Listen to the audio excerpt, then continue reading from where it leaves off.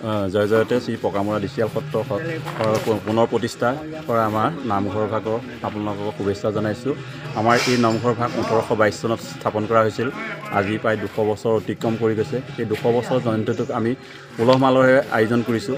ইয়াৰ প্ৰথম কাৰ্যসূচী আমাৰ পতাকা ধৰ্মধ্বজ উত্তোলন কৰা হৈ গৈছে আৰু এতিয়া পানী তোলা পৰ্বও হৈছে অলপ আগতেই। বিভিন্ন ধৰণৰ কাম কাজ আছে আমাৰ, যেনে খোল প্ৰসংগ, গীত গায়ন, নৱগৃহ প্ৰতিষ্ঠা কৰা হ'ব, প্ৰতিষ্ঠা কৰি পেলাই নাম কীৰ্তন কৰা হ'ব, কৰি পেলাই বহুত বিভিন্ন ধৰণৰ কাৰ্যসূচী আছে। তাতে এই সত্ৰখনক আমি চৰকাৰৰ পৰা কোনো আৰ্থিক সাহাৰ্য পোৱা নাছিলোঁ।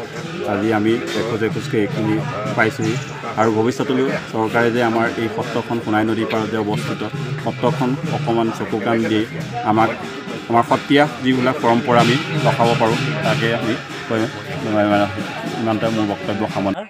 আমাৰ এই সোণাই নদীৰ উত্তৰত পকামৰা ডিচিয়াল সত্ৰ স্থাপিত কৰা হৈছিল 1822 চনত।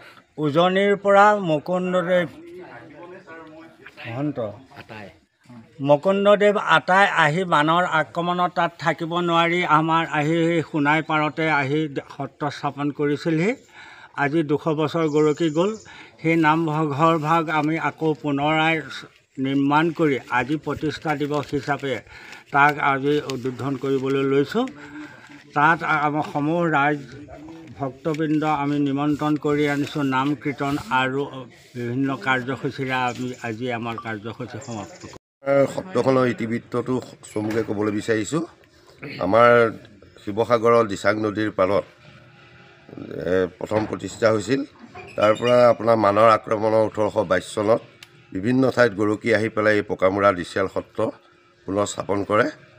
আমাৰ এই স্থাপন কৰা আটা পুৰুষজনেই হৈছিলে পৰশুৰাম মহন্ত। আৰু এতিয়া আজি বিশেষকৈ আজি আমাৰ পুনৰ সেই তেতিয়া বনোৱাখিনি ভগ্নাংশকে শেষ হৈ গৈছে আৰু দ্বিতীয়তে আমি পুনৰ নিৰ্মাণ কৰি পেলাই আজি সিংহাসন প্ৰতিষ্ঠা কৰি নতুনকৈ ৰাইজৰ সহায় সহযোগিতাৰ মাজত আজি পুনৰ প্ৰতিষ্ঠা কৰিবলৈ প্ৰয়াস কৰিছোঁ।